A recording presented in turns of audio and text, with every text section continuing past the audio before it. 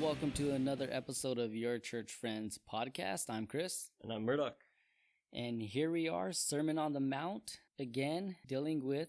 Yeah, we're dealing with anger this time. So this is great. Getting Sermon on the Mount. Jesus, he's just first sermon really getting out there in public.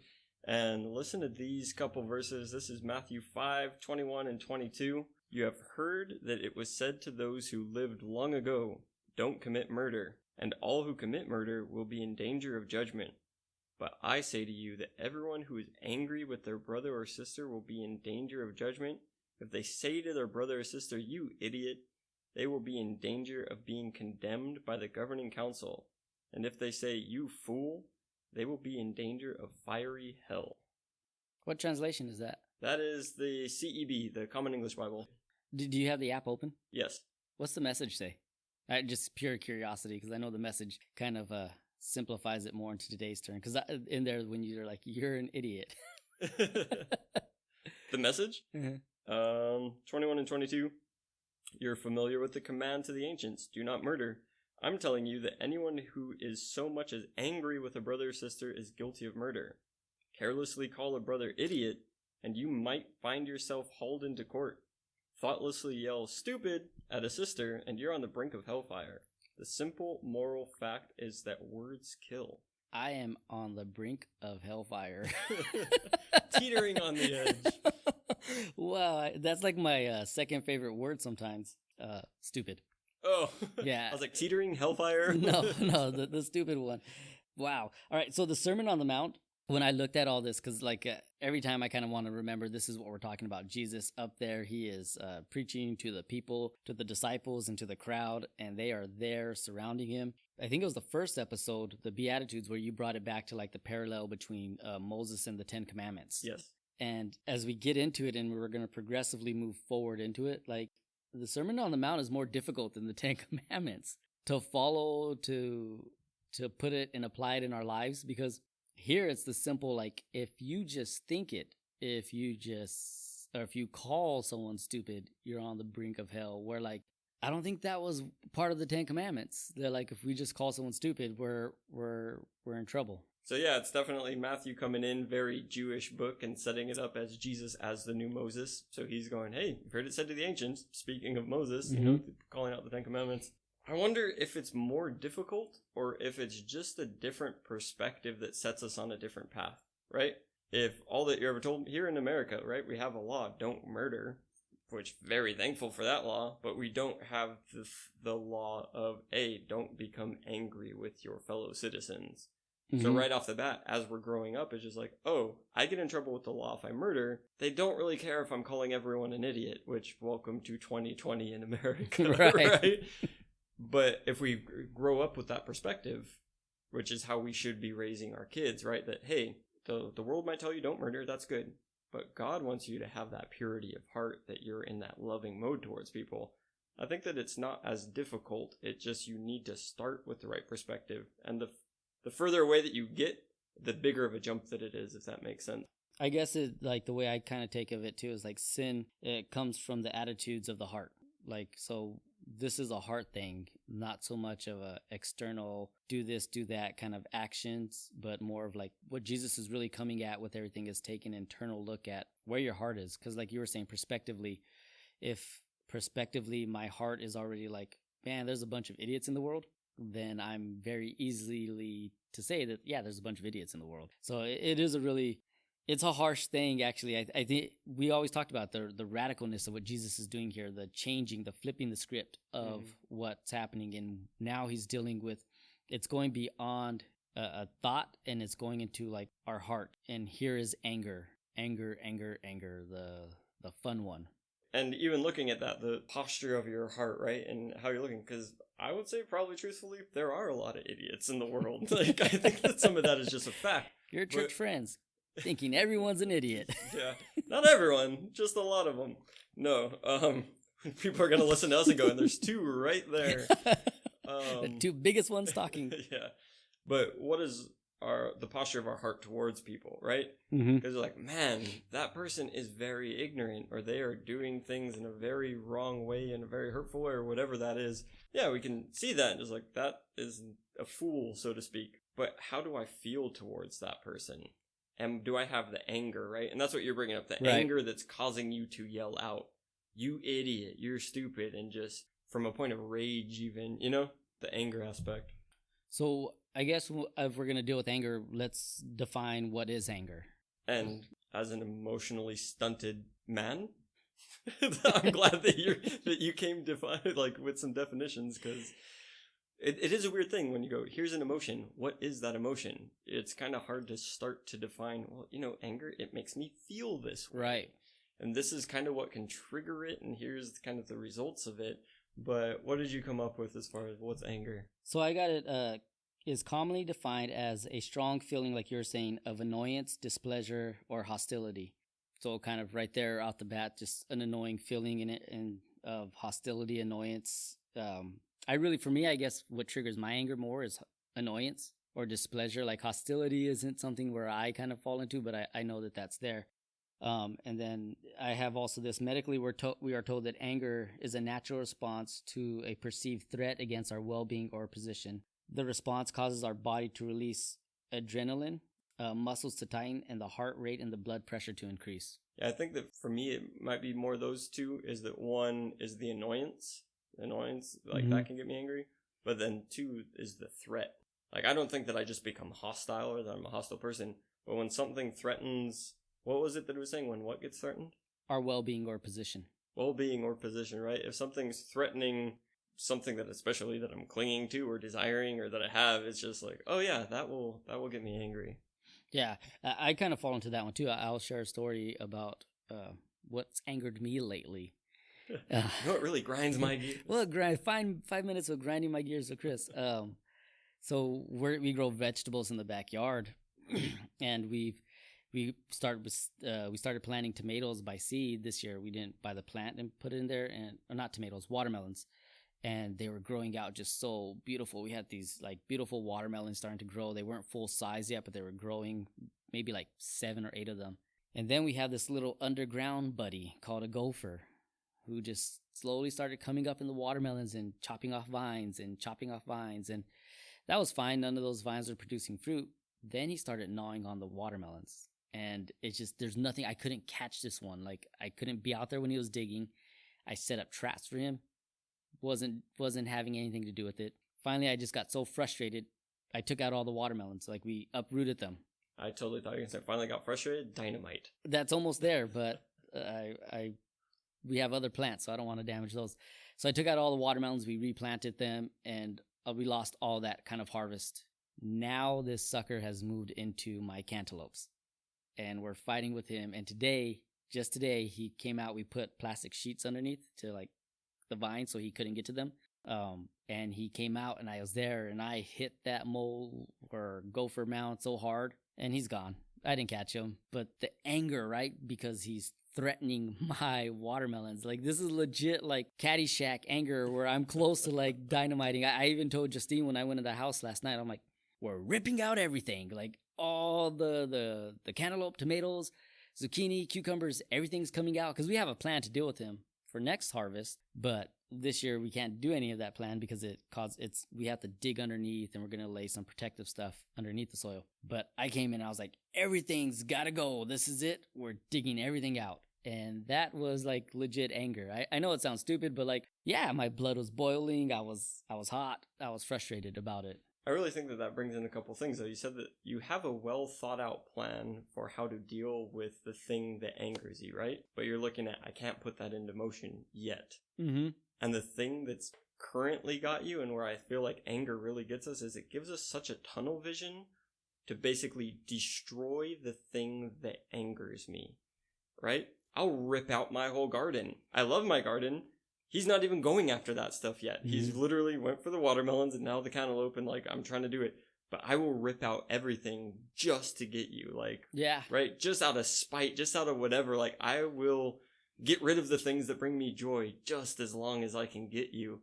And man, that really is a thing of anger. And I think that I can, when I look historically through my life and I see where anger and, the different things that come up with that, and jealousy, and, where that drives you to go, mm-hmm. is a lot of that tunnel vision of just I I want to destroy the thing that angers me. Where I think really Jesus is bringing that in here, right? He's saying, hey, you've heard it said, do not murder. Don't destroy another human being. Well, I'm telling you, don't have the anger. So he's really bringing it to what is causing you to want to destroy that person. Looking at instead of the vine, the root. Right. I guess the next logical question then, because is anger sin, right? Like at what point does my anger then start becoming a sin? And I liked what you talked about, like the moment that we go on the hunt to destroy. And yeah, that's where it's at. Like I will destroy my garden to destroy the gopher or to just eradicate it and get it out of its way. But the action, I think the follow up, because the Bible's clear, like there's righteous anger, which we'll get into in a second. And then there's anger. And isn't there the verse that like, don't let your anger cause you to sin? Mm-hmm. So there's a point where anger seems to be an okay thing for us. But then there's a point where anger becomes a sin. So I'm going to leave that up to you because I think you probably have a better answer than I do. As far as where to draw the line? Yeah. That's such a hard thing because when you bring up righteous anger, I mean, here we are, middle of 2020, there is so much things to have a righteous anger about. And rightfully so. There is so much injustice and corruption and everything else, prejudices going on in our world, that as Christians, as people who should be walking by love and having the eyes of God to look at our fellow brothers and sisters, right? We're all children of God and we should all be part of that unity and that love and that compassion, that when there are things that are destroying it, when there is evil and wicked and we're seeing that play out right in front of us with real lives, like it's not a movie, yeah, we should be angry about those things. We shouldn't let it settle just like, oh yeah, well, that's just what the world is. Mm-hmm. And you can't do anything about it or whatever. Like, no, that's not the role of the church. That's not the role of Christians. We should be angry and it should drive us to do something about it, to stop it. And again, not that the people are our enemy, right? Our enemies aren't flesh and blood, but it's these ideas and the spiritually dark forces that drive these things, right? Right. But we also see that in a world that's kind of trying to disown God or kick God out of how we handle situations, is that you can look at something that we should be righteously angry about and it just turns into the wrong kind of anger. Right? That basically turns into, there's two camps. We're not trying to bring everybody into the middle where things are right. It's, oh, you came over here and attacked me? I'm going to go over there and attack you. Yeah. And we miss like what the goal is. And what is that line? Where does it cross? I don't know. There's so many different factors. I mean, rationality goes out of the window. I really do think that it comes down to that hatred for the person. Yeah. Anger leading to hatred, or where you're not seeking to regain a brother, you're looking to hurt an enemy. I had written down on my notes right here that one of the obvious signs anger has turned to sin is instead of attacking the problem, we're attacking the wrongdoer. Why did you let me talk for so long if you have it so concise?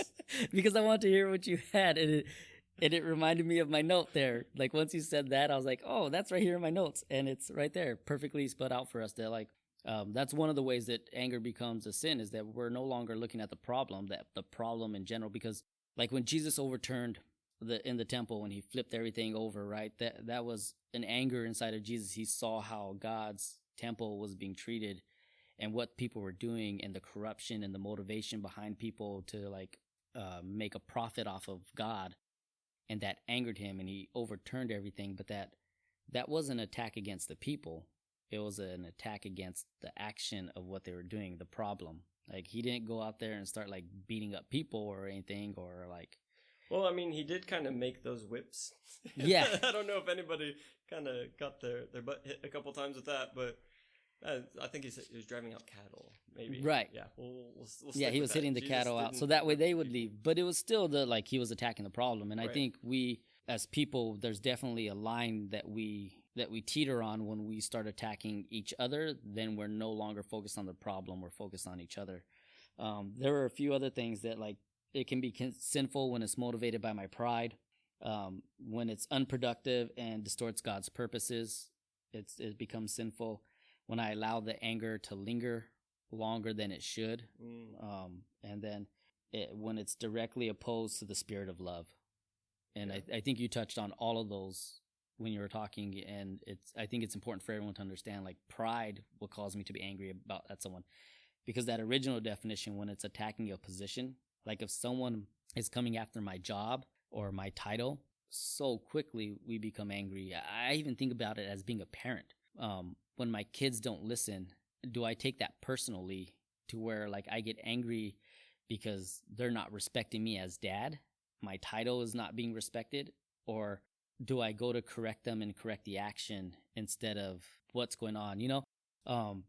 So we do that stuff, and then when it's unproductive, it just distorts all of God's purposes. Like when we look at why people get angry, if it's twisting what God wants us to do, then yeah, we're no longer in righteous anger, we're sinning. Yeah, I like that breakdown of those things. And the pride, again, maybe that just speaks to me more because of that's how anger, applies to me. I think that whoever's hearing this, or just whether or not they hear this or not, the way that we deal with anger is different. You just have those people that do pop off and start yelling or will start throwing fists or doing different things, and I really think it's different. Whereas me, I don't think anybody, I want to say probably at all, has ever heard me yell out of anger. Like, I just don't think anybody's ever heard me yell. But that's just because that's not how I deal with my anger. You know what I mean? I still get angry, and it's probably more dangerous because whoever I will pop off on gets that whole stack that I've been, bearing down. Or if I just keep letting it fester, and that's what he said, like, you're letting the anger remain there for longer than it should. So that's a thing with me when I'm looking at dealing with the anger, just like, well, what's the proper outlet? What is the proper outlet to, God gave us these emotions. We have anger, it's something that can respond to. So what's the proper outlet to deal with the thing? And I think that we'll get into that in the second half a bit, as far as dealing with others in our life and how anger can come in and kind of those relational things. Yeah. So in here I have like my notes. The two Greek words in the New Testament are translated as anger. One means passion and energy, and the other means agitated, boiling. And biblically, anger is God-given energy that's intended to help us solve problems. Examples of that are Jesus, when, like we said, and we can look at that a little more in a second. But the big point about what Jesus did is that, in my notes right here, it says it notices that his anger didn't involve self-defense, but a defense of others or a principle. And I think that's a good way to where we could start really separating, because this has to be an internal question, because this is what Jesus is bringing here to us, right? But I tell you, anyone who is angry at his brother, like, you got to start looking internally. I have to internally look at myself and say, what kind of anger is this? Is there an anger that is a passion energy, or is this an anger that's agitated and boiling, and go from there? And we've kind of touched on it already, and I think so with the few minutes we have with the last half of the segment, kind of like the righteous anger now. Like, so now that we know the sin side of anger, what's more the righteous side of it? And I think we have touched on it briefly with Jesus, but what are your thoughts? Yeah, I really think that the righteous side is where we pick up a defense of what is right. We are angry because the right thing, it's rather than me in my position being attacked, it's more like, oh, the right thing is being attacked. Those who are marginalized in society normally get really prejudiced against, and no love and no support and no anything. Is like, we forget that those are human beings. I look at it and I think of like what Jesus had. I got like 5 or 6 points with it, and I don't want to get into like a preaching type thing with this. So I'm just going to list them off. Going back to like when he overturned the tables, or even when he kind of like came at the Pharisees, is that his anger had the proper motive. So there was the proper motivation behind it. His anger had the proper focus. His anger had the proper supplement. His anger had the proper control. His anger had the proper duration.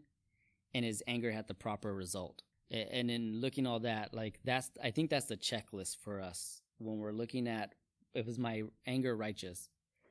Is there the right motive? First question out the gate, is my motive right with my anger? Am I using the right control? Is it lasting as long as it should? Like, if someone's apologized and we've like said, there's like, let's say something happens where it boils up. Like if the gopher came out of the hole and said, hey, sorry, I didn't mean to eat your watermelon or cantaloupe. I thought it was for me to eat, but I'm sorry. And I'm like, okay. And then whack him then and get rid of him and take him out then. Like, that's not the proper duration. Or if I'm constantly still attacking him, And I know it's a stupid analogy, but works. it works. If I'm still attacking him even after the apology has happened, it's no longer run its proper duration. And then it has the proper results. And I like what you kind of said. The proper result is reconciliation. And that's what Jesus is getting here. And what he gets to us in the next half is that the anger should bring us together. If it's righteous and it's proper, it should bring people together and not separate us. We shouldn't let our anger divide us in the sense of, I don't like you because you wronged me, but I should allow my anger to bring us closer together, because now I have to look at why am I angry, take an internal check, and then take it to you and say, hey, I felt this offense, and have the conversation instead of having the attack. Yeah, I think really looking at that is what's the motive and what's the goal and what's the process of going from that motive to that goal. Are we loving other people? Is it an act of love? And is it going to bring glory to God? Because if we are Christians and we're saying, oh, well, we're angry that this thing exists in the world, and we go about that, like, the ends don't justify the means. You need to be loving the whole way through. And you can say a hard thing, right? You can say something that's truthful in love. You can rebuke something. You can say that something's wrong without hating it. And I think that the world that we live in right now confuses that. Right. They think that, oh, if you hold a different opinion, you hate. Mm-hmm. Like, no, that's not anything being said, right? Just like, if somebody's against abortions, they don't hate the person who got the abortion. They're just looking at, hey, I believe that that's a child, and I really am not comfortable, and I'm gonna stand up and say something if I think that a child is being killed. It's just like, I'm not coming to attack you as a woman, I'm just trying to prevent something horrible from happening. I'm not hating a woman that's doing that, you know? But it seems to be that if a Christian stands up and says, I'm against abortion, then automatically it's, well, you're a hateful person. You're saying all of these things. Like, no, that's not anything that God said. You can apply that across the board with all kinds of social issues and different things.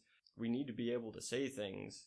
But I think that as Christians especially, the thing that we say and the thing that we do all the way through needs to bring glory to God and be what's loving. The person on the other end of it, however they want to interpret that, is no control there, but we need to control our side.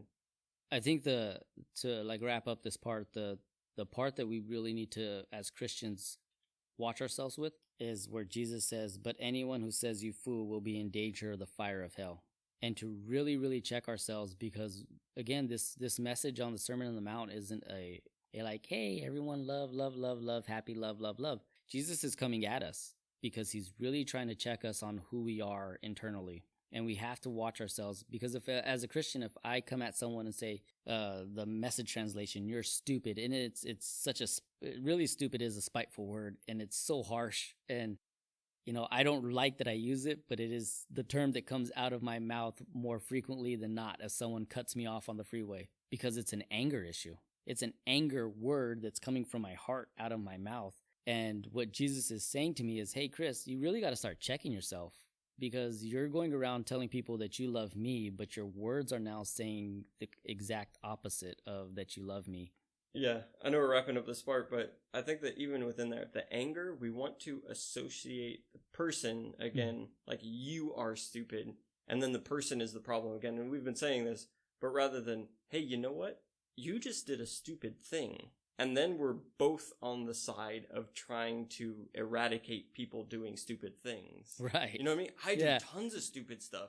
And if somebody comes at me just angry, calling me names and doing stuff, it's like, I'm not going to respond to that. I'm going to get defensive, because Lord knows there's so many things I'm going to point right back at you. You know what I mean? Because that's what defensiveness does. But when we're coming in love and trying to bring the reconciliation and things, it's like, hey, you know what I noticed?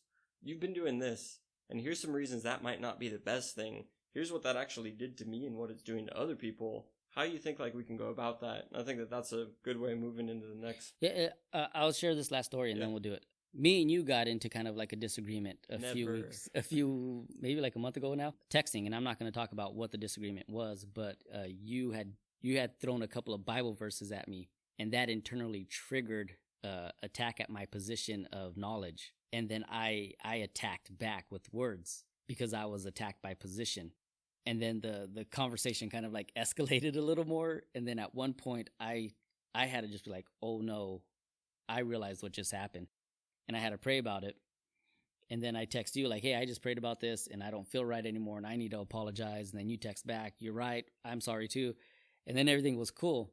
And I think it was at that moment where we could have, in our anger, kept that escalating, and then Your Church Friends would have been like 2 episodes in and done.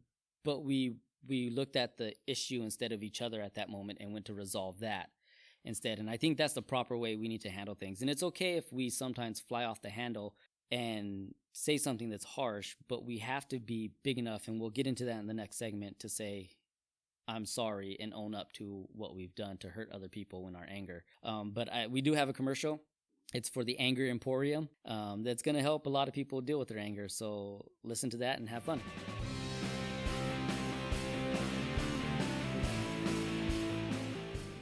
Hey, come on down to the Anger Emporium, where you can deal with all that pent-up anger from your day and get it out. We have tons of rooms to meet all your specific needs. You the type of person that just has to throw something when your blood is boiling? Then try out our fine china room, where you can smash plates, bowls, cups, until all the rage is gone. Maybe throwing things isn't how you deal with that temper, and you just need to smash something. Then try out our junkyard room, where you can take a sledgehammer to a car and release the beast within.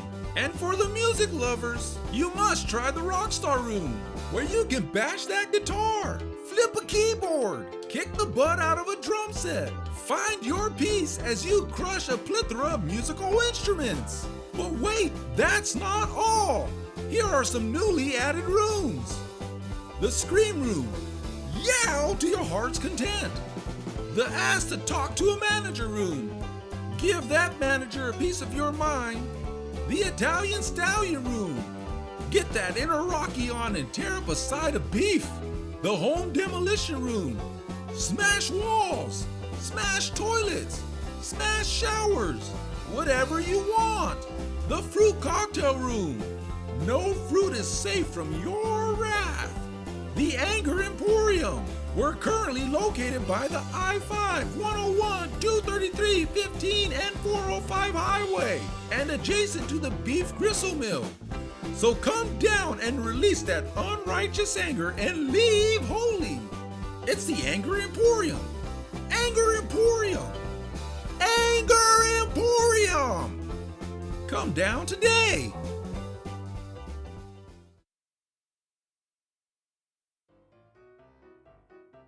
Hey Remy. Hey Casey, what are you up to?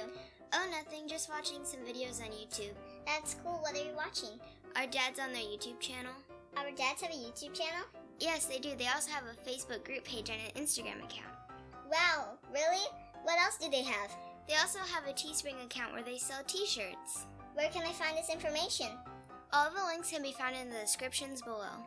That's so awesome. What's the name of the channel again? It's Your Church Friends. Get out of here, Reed! And now, back to the show.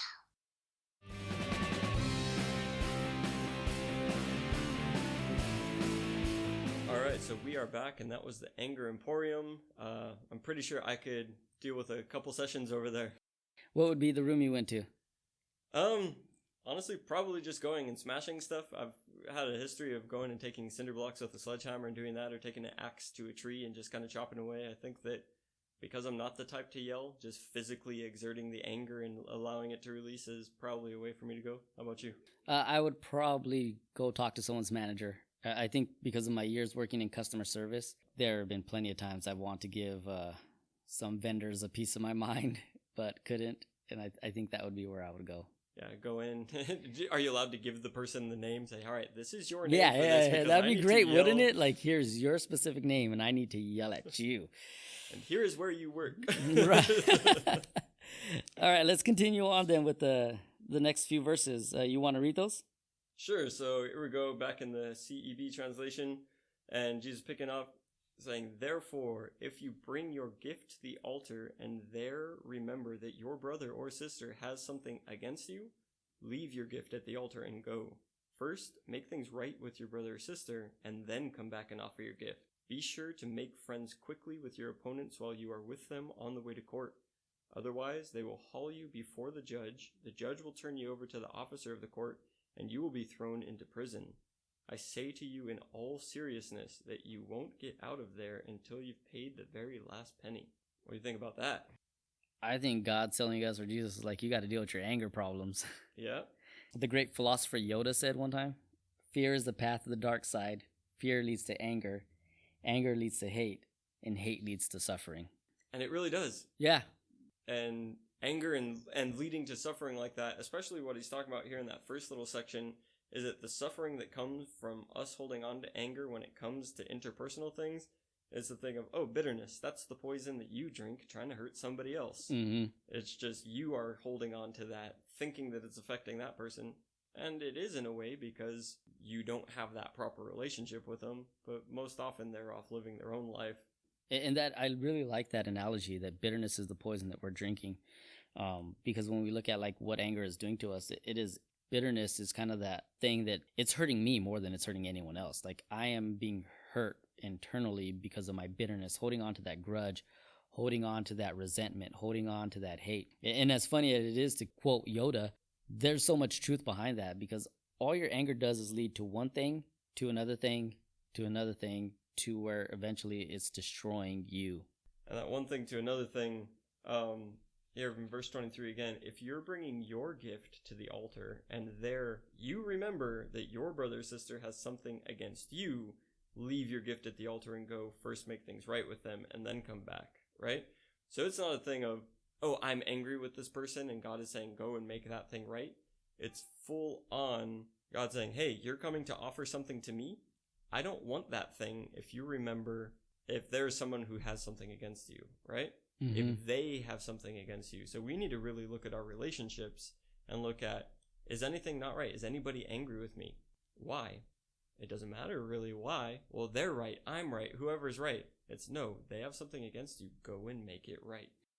And even the idea that Jesus is like saying, how can you call yourself a follower of God? And this is even before the terms of like the follower of Jesus, right? How can you call yourself a Christian or a person who says they have a relationship with God if you're holding on to something like your gift? You can't present something to God if you're holding on to something internally. And when I look at that for myself, I can't call myself a Christian. I can't go out there and say like, I believe in God and his love when there's anger brewing in my heart towards another believer or another person, because then I'm not practicing in his love. I'm not walking in the love he's commanded us to walk in.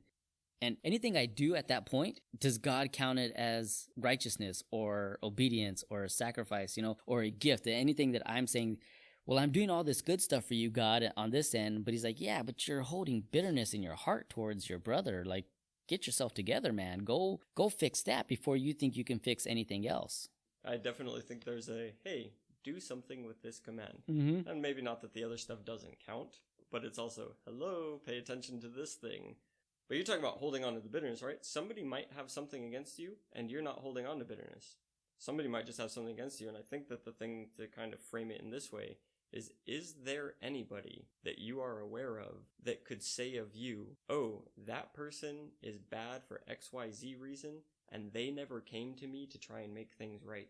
Like, we shouldn't leave anybody in a situation where we haven't tried to reconcile the situation. I might not have bitterness about it. I might have just realized, oh, you're off in your own world, doing and thinking whatever you want to think. I'm just gonna let bygones be bygones. I'm just gonna say, hey, you know what? Go ahead, think what you want to think. I'm over here living my life.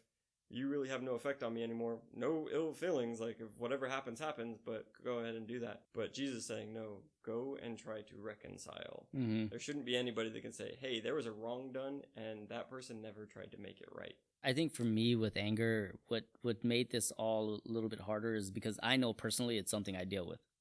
And I've seen what it's done to like myself and people that I love, like the destruction that anger brings, how it hurts other people, how it hurts myself. And right here what Jesus is just like mapping out for us, like therefore if you're offering something, leave it there, reconcile with people, settle the matter quickly. What he's saying is you've got to move on beyond that, because this will hold you back. This will hold you down from where you're at and where I need you to be. And so as a person who like, yeah, I get hot and I get hot quick. And sometimes it's the dumbest things that make me get frustrated. And I really find like most of the time it's if someone attacked me personally and said things about me that weren't true, I find it way easier to kind of brush that under the rug. I don't know why. But kind of what we talked about earlier, someone attacks my family, someone attacks my property. Like most of the time when I call someone dumb while I'm driving, it's because I have my kids in the car. And if someone cuts me off or they put me in a position where I have to make a crazy move and endanger my family, my wife, or my children, then I'm angry at them because they almost took something away from me.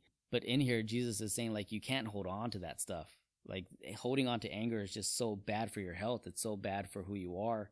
Refusing to be pacified, holding on to the grudge, keeping that all inside. That's why he's saying, if at some point you realize this, go get it out. You don't need that in your life. Go take care of it, reconcile. And I don't know if we said it here on one of the YouTube things, but I remember we had the conversation about reconciliation being one of the like most God-given characteristics that we had, because what Jesus did was come here to reconcile us back to God. And there's an importance that we can't let our anger divide us. We have to do something to reconcile with each other. Again, I realize that as you're talking and I'm in agreement and I'm nodding and nobody can see the nodding, but yeah, that's spot on. That's as far as bringing things to the altar, right? Oh, I'm trying to come before God and I'm trying to give him. And as far as a Christian sense, we don't go and bring bulls and goats and birds. You don't? You've been doing that? Is that why you have chickens? That's why we have the chicken sacrifices. Yeah. No. Oh, a couple of them. Yeah, just one. Just one. The egg eater. Yeah. But, you know, as far as that, and New Testament speaking, is that we are to present our lives as a sacrifice. Yeah. So on the daily, when we wake up and we're coming to God saying, I am giving you my life for today to do with what as you please, I'm offering myself up. If in the morning when we do that and we're trying to make that offering and he goes, okay, but what about that person that has something against you? He's saying, before you think about giving me your day for all of these great things you're going to do, go talk to that person. And the thing about today is, man, if you don't have their number, you can pretty much Google anybody that you want. And their number is going to pop up. It's just like, you can make the effort to contact that person. Here's stalker advice. Google is your best friend.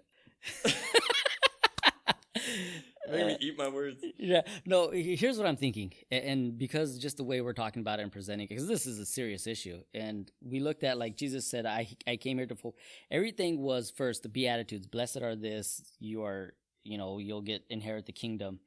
Be salt, be light, hey, people, be good. I'm here to fulfill the law, not destroy it. Seriousness, you've got to deal with anger. So I kind of want to take this out there and say, if anyone's listening to this right now at this moment, and there's someone you're angry with, or you're holding a grudge to, or there's bitterness still in your heart, turn off our podcast, shut this down, and go make reconciliation with them. Because as much as you think that other person is like still there stewing or like saying they got you and they won, their life has moved forward while yours has been stuck where it's at and not progressed at all. And the thing is, they might not want the reconciliation. Like, there's a whole spectrum of things that it can go really well, and then you regain that friend or, that family member or whatever, and it can really bring something back to that point. It can come to a point of, hey, you know what? I'm glad that we had this conversation. We really can just forgive and, move on, and then you never really hear from them again, but that thing happened. Or they might just go, no, you hurt me so bad, or I don't want to hear your excuses or whatever, but at least you walked in the obedience. Yeah. And it can't be dependent on what the other person did. And especially when you go through that, if the other person responds negatively, you can't walk away from it again. Then you're holding on to the bitterness because, oh God, I tried to do the thing that you told me to do. And because that's not what it's about.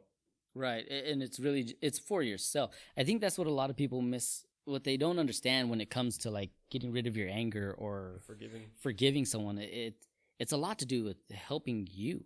It's a tool to help yourself move past the situation. Jesus says, let's switch yokes. My yoke is light, yours is heavy. And that's give me all of these things that you're holding on to, hurts, hang-ups, hiccups, whatever you want to call them. But bitterness is definitely within there. And this anger issue, like we talked about earlier, it's not a branch. It is the root that grows a tree in your life that branches out everywhere. We had this tree in the backyard a few years ago, and it was a cool tree, but every October, November, all the leaves just died, and it just looked like a spooky tree in the backyard. But someone came and told us, hey, this tree is cool. You need to get it out, though. These roots, they just spread everywhere underneath the ground, and they will damage your pipes. They will destroy property. They will come up and destroy concrete. It's not a good tree to have in your backyard. And a lot of times we think about getting rid of things because we could see the external branches and what it's doing in our life. And sometimes those branches maybe cover us and we think we're protected by them. But the reality is Jesus is saying we got to get rid of the root, because that root is what's really causing damage, because it's growing internally and you don't know what it's spreading into in your life. And how you're saying, even protected by them, you know what? Anger and the way that you deal with it, coping mechanisms. And coping mechanisms, up until this point, it might have served you a purpose at a time. It might have been a protective thing that you were dealing with people, and the way that you were able to survive and to get through was how you dealt that way with anger. But like you're saying, hey, it might look like it's protecting in a sense, but what it's doing under the surface, and it's just going in there and breaking all the pipes, and just raw sewage is just leaking into your soul, right?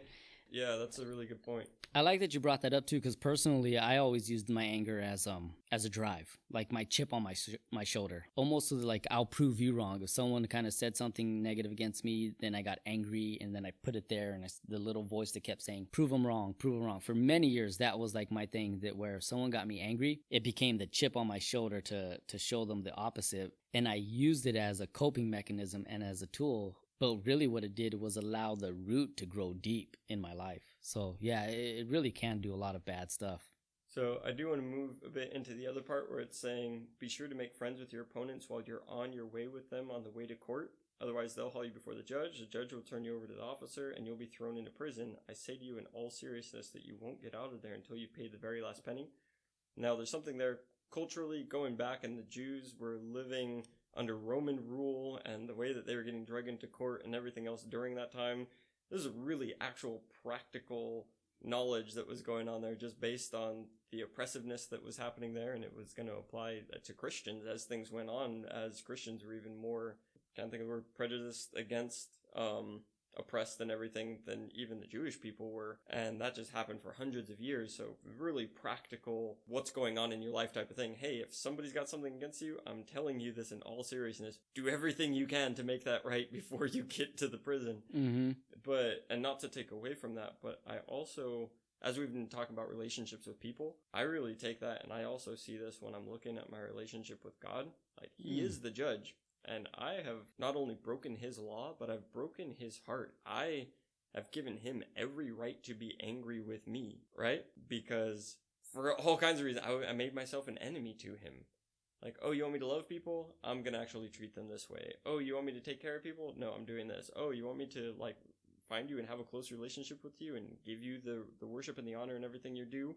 No, I'm going to mock you and, like, tell people that you don't exist and come against, like, your church and everything, right? And it's just all of those ways that I could come against God. And there's even scripture that talks about horrible thing for a sinner to fall into the hands of an angry God. Like, he is angry against sin and against those who even commit it, and to have that. Again, his solution is, well, let's get you into a person who's no longer the person who desires sin, but desires love. But when I look at that, there's the, hey, you know what? Make friends quickly with God before you come to that judgment, you know? Yeah. And when we come quickly, what we find in God is that Jesus actually paid that for us. Is that we can come quickly and we don't need to go through like, well, you know, that's good, but let's really play this thing out. Like, okay, you seem penitent. Instead of a life sentence, you get 20 plus parole, right? Jesus steps in and says, all of that sin I paid for, and just immediately brings us into that new relationship to walk in. So not that it doesn't have a practical aspect, but for me, when I'm looking at that too, I can kind of spiritualize it a little bit and say, hey, all of us as humans had better recognize that we are on our way to a judgment day to where we will stand before the judge, and you better make friends quick. You know, they say that like handling our anger is such an important life skill, and it really is. It's important for us to learn how to handle that. That counselors say that 50% of the people they deal with are dealing with anger issues, and the other 50% are liars. Right? You know, because they're dealing with anger too. But it's so important, and I think when we ultimately look at this, there's even Jesus laying this pattern of like, hey, reconcile, give your anger to me, get rid of this, kind of get this thing out of your life. As we get close to kind of wrapping up, unless you have more. If you can tell me how to get rid of the anger and deal with it properly, please go ahead. But I'm a student before your feet. Yeah. You know, the important thing is reconciliation.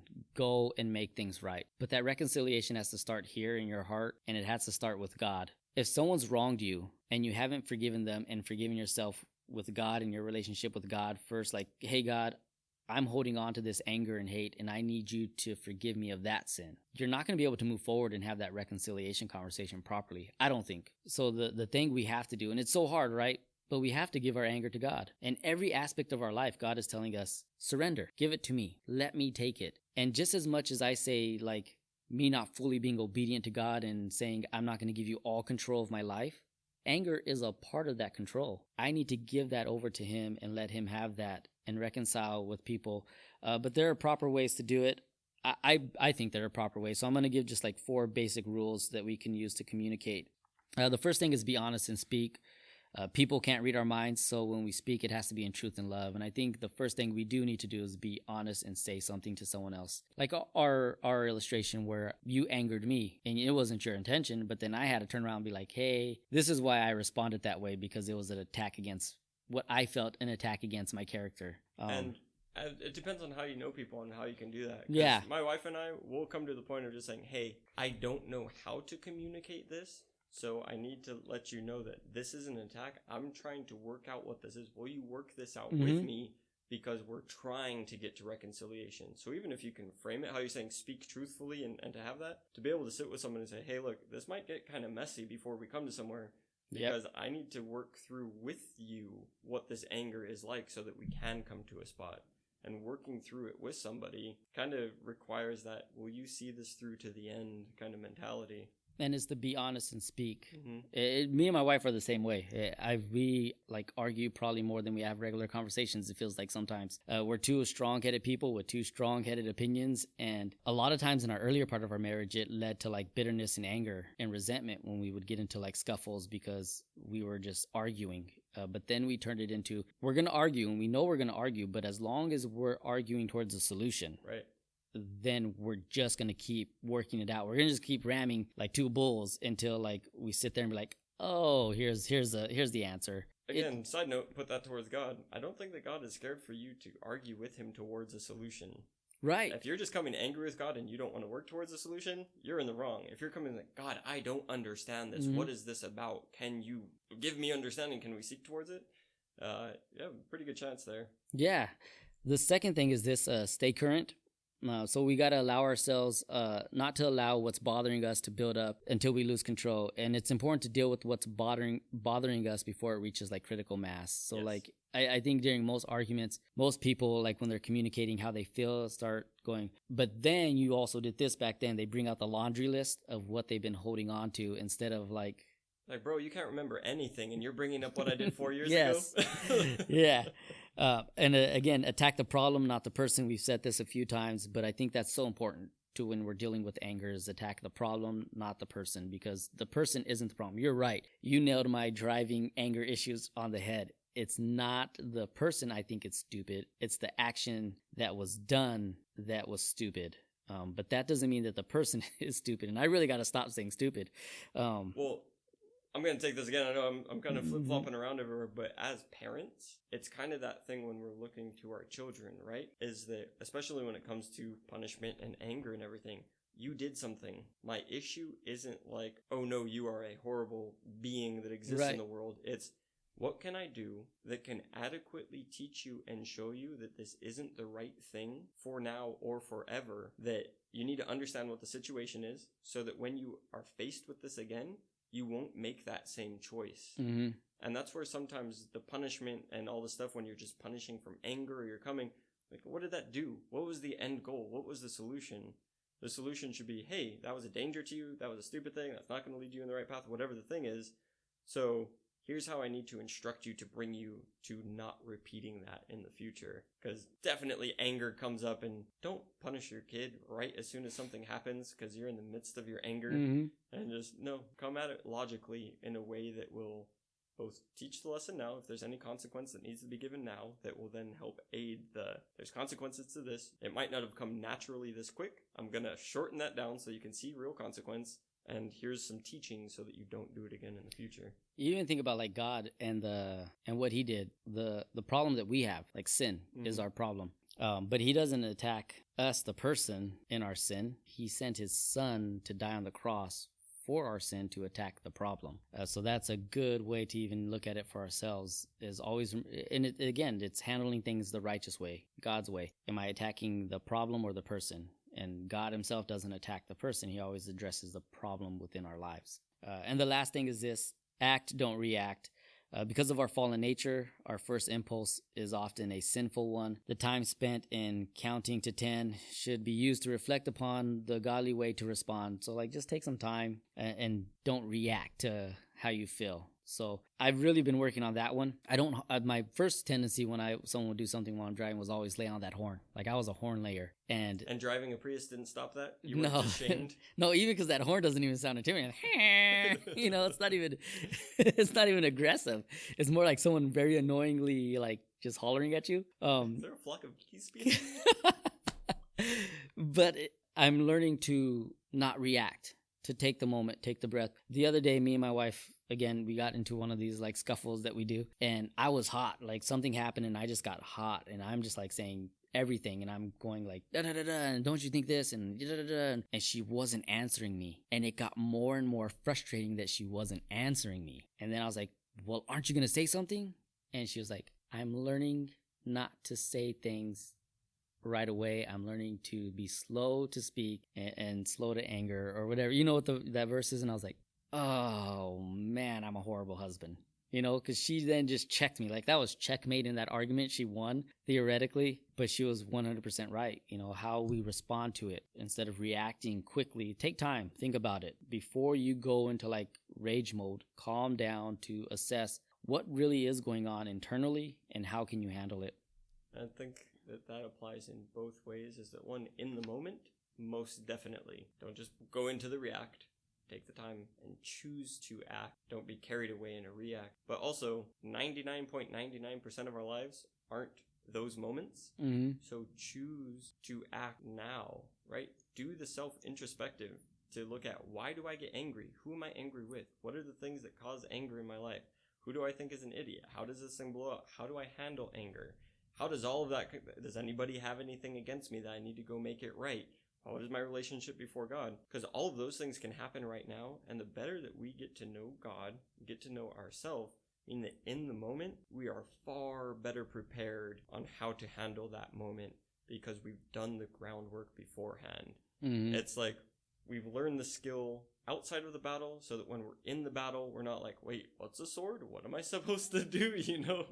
Right. Oh, okay, cool. I'm equipped. I understand that this is one of those things that trigger me, and I understand what I want to do, and it's just so much easier when you understand yourself in a path that you could go or that you used to go, or even if you start feeling yourself going down that path, you go, oh, this is too familiar, this isn't what I should be doing. So choosing outside of the moment, even, I think right. Both things, in the moment and outside of.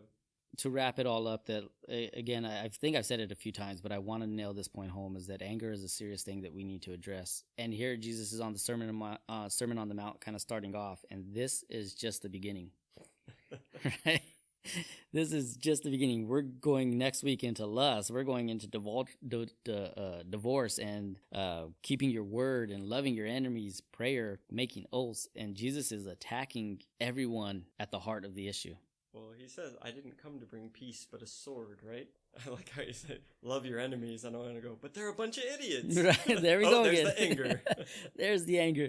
But it's just the tipping or the beginning of it all, that where Jesus is coming from. But it's definitely a heart issue with it. And I think I want to make that clear. And again, if there's someone out there that just you haven't reconciled with, pray, take the time, and get that reconciled with, because there's so much beauty in this, and there's so much beauty in reconciliation that you don't know what you're missing or what God's going to do from that moment.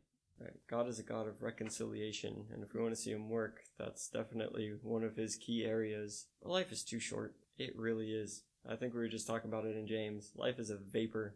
To hold on to any of this stuff, when it comes to the end, none of it is worth it to hold on to bitterness, to hold on to anger, to let that stuff fester. So, man, I just took that heavy at the end. Yeah, I blame you, but yeah. I'm not going to blame Jesus. He was giving us direction. Yeah. Yeah. But I guess that's it. Let's wrap it up. Yeah. So this has been another episode of Your Church Friends podcast. I'm Chris. And I'm Murdoch. And we'll catch you guys next time.